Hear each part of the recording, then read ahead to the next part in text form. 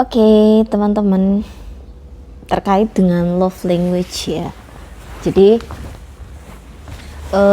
aku tuh pagi ini kayak menerima curhatan gitu bahwa kenapa ya anakku kok nggak dengerin aku, terus kenapa ya pasanganku menjauh dan lain sebagainya. Jadi bukan maksud apa-apa ya, tapi di sini kita sharing aja karena menurut aku tuh mengerti love language atau bahasa kasih itu penting banget. Ya kaitannya apa ya, kayak gini, kalau misalnya hubungan kita sebagai orang tua dengan anak gitu, kemudian hubungan kita dengan pasangan gitu, kalau kita nggak ngerti bahasa kasih, maka anak tuh bisa tantrum, bisa emosional, pasangan kita juga seperti itu, gampang marah dan lain sebagainya, atau mencari pelampiasannya di luar. Jadi dalam neuroscience itu bahasa kasih itu ada 5. Yang pertama physical touch, yang kedua waktu, yang ketiga pelayanan, yang keempat hadiah, yang kelima pujian. Jadi 5 bahasa kasih itu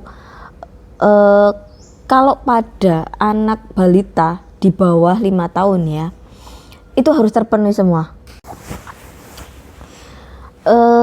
Karena apa? Love language itu seperti baterai ya, kalian tahu kan baterai, fungsi baterai itu ya, HP sebagus apapun atau laptop atau apapun itu alat elektronik, kalau nggak ada baterai nggak ada energi, ya kan? Ya baterai ya kayak energi, love language itu kayak energi kita gitu.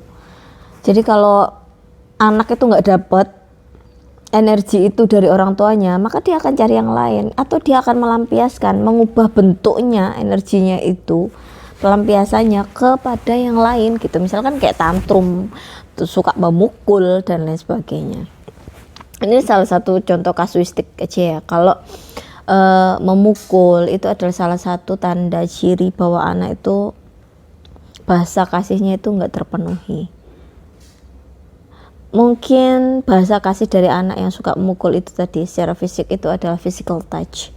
Itu adalah satu peringatan terutama untuk orang tua bahwa yang anaknya suka mukul, artinya bahasa kasih physical touch-nya tuh kurang atau tidak diarahkan gitu. Maksudnya kalau anaknya itu memang suka menyentuh, ya kan, ya sudah, gimana caranya ngelus-ngelus, caranya nyayang gitu tuh gimana gitu. Jadi nggak jadi sebuah pukulan, nggak menyakitin orang gitu. Yang jelas anak dengan bahasa kasih yang utama physical touch itu harus banget disentuh, harus. Kalau misalkan kita ngasih tahu sama dia, kita harus megang tangannya, kita harus elus-elus kepalanya, pokoknya harus disentuh aja, harus, wajib. Ini kayak gitu. Dipeluk, sebenarnya cirinya gampang banget sih. Biasanya kalau anak yang physical touch itu, kalau dia marah, dia sedih, dia pasti butuh pelukan, butuh ciuman dan lain sebagainya. Dia harus physically banget gitu. Nah yang kedua yaitu waktu ya, cirinya nih anak atau pasangan yang bahasa kasihnya itu waktu, dia itu harus banget ada orang yang dikasihinya, orang yang diinginkannya untuk menemani. Jadi kalau misalkan anak ya orang tuanya tuh harus banget nemenin dia gitu. Even orang tuanya nggak ngapa-ngapain, yang penting tuh ada gitu sama dia, yang penting kelihatan aja, itu udah cukup buat dia hadir ya, ada waktu buat dia.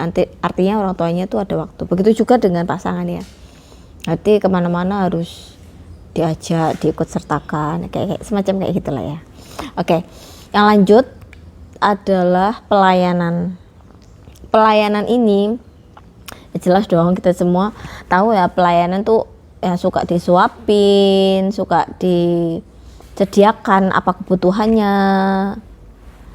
Kemudian pokoknya harus banget lah dia itu di treatment like a prince, like a princess gitu. Dia senang banget diratukan, senang banget dijadikan kayak raja gitu, seneng banget. Ya itulah intinya, dia tuh pelayanannya, sisi pelayanannya itu yang penting gitu. Jadi kalau misalkan orang dengan bahasa kasih yang pelayanan yang utama, misalkan dia suka dipijit gitu, bukan karena pijitnya ya, tapi karena dia merasa dia itu jadi raja, merasa dia jadi ratu dengan dipijit itu. Kemudian yang keempat yaitu hadiah. Nah, kan nggak semua orang suka dikasih hadiah, maksudnya excited gitu. Oke lah, semua orang suka dikasih hadiah, tapi nggak excited gitu loh. Even hal-hal kecil tuh kita tuh pengen dikasih hadiah. Nah itulah biasanya kalau orang yang bahasa kasihnya adalah hadiah, ya dia suka juga ngasih hadiah orang gitu. Ini kayak gitu. Tapi kalau enggak ya berarti enggak. Artinya hadiah itu penting. Momen-momen kecil apapun tuh dia tuh kayaknya pengen gitu dikasih hadiah. Itu biasanya untuk anak atau pasangan atau orang yang love language-nya hadiah. Nah, yang terakhir love language itu yang kelima adalah pujian. Pujian itu ya udah pujian. Masya Allah kamu cakep banget sih pakai baju itu. Masya Allah pinter banget bisa hafalin dalam waktu seminggu, anak hebat loh. Kayak gitu lah intinya. Dipuji aja, suka aja dipuji. Dia melakukan hal-hal baik kemudian dipuji. Dan di sisi lain kalau anak itu kita harus hati-hati ya. Kalau misalkan dia melakukan sesuatu perbuatan yang baik, ya sudah kita puji perbuatan baiknya yang dipuji. Artinya dia tahu misalkan dia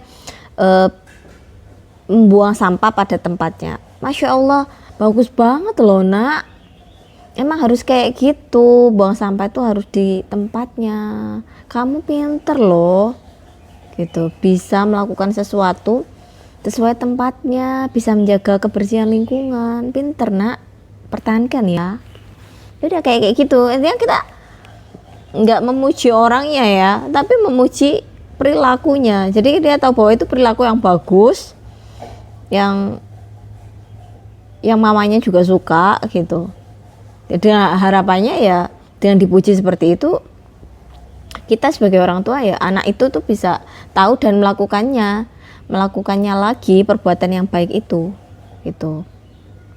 Nah kalau intinya caper lah, biasanya kalau orang atau anak yang caper itu emang suka dipuji gitu, emang suka banget dipuji. Kalau karena nggak semua orang tuh kan caper ya sikapnya ya, maksudnya dia tuh melakukan sesuatu biar orang tuh melihat dia, biar orang tuh muji dia gitu loh. Pokoknya gitu banget lah tujuannya untuk melakukan sesuatu hal baik itu karena pengen banget dipuji gitu. Nah itu memang tipe orang atau tipe anak yang suka dipuji. Tapi ya ingat lagi bahwa balita itu 5 bahasa kasih itu harus terpenuhi guys. Jadi teman-teman physical touch, pelayanan, waktu, hadiah, pujian itu harus terpenuhi pada 5 tahun pertama. Kalau nggak gitu ya anak gampang tantrum, emosional, suka memukul dan sebagainya. Kalau orang dewasa juga kalau bahasa kasihnya nggak terpenuhi ya dia cari pelampiasan. Bahayanya nih kalau physical touch, kalau bahasa kasihnya physical touch kemudian nggak terpenuhi oleh pasangannya, pasangan halalnya, ya sudah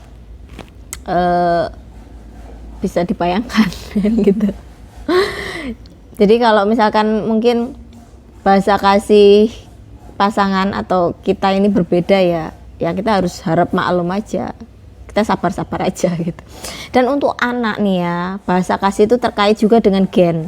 Jadi kalau misalkan bapaknya apa bahasa kasihnya, ibunya apa bahasa kasihnya, maka anak-anaknya tuh nggak jauh dari itu bahasa kasihnya. Kita tinggal perhatikan aja dari sikapnya, dari ekspresinya, ya dari kebiasaan sehari-hari. Jadi harapannya nanti kita itu kan nggak mungkin ya bisa memenuhi semuanya 5 itu dalam kurun waktu yang lama. Makanya ketika dewasa kan cuma 2 yang dominan dari fisika, dari love language itu. Jadi ada 2 yang dominan, bukan 1 ya, karena 1 dari bapaknya, 1 dari ibunya biasanya. Nah itu dua bahasa kasih yang dominan itu yang kita fokus ke situ. Jadi dia insya Allah nggak cari-cari di luar atau cari pelampiasan. Gitu. Semoga bermanfaat. Terima kasih. Assalamualaikum.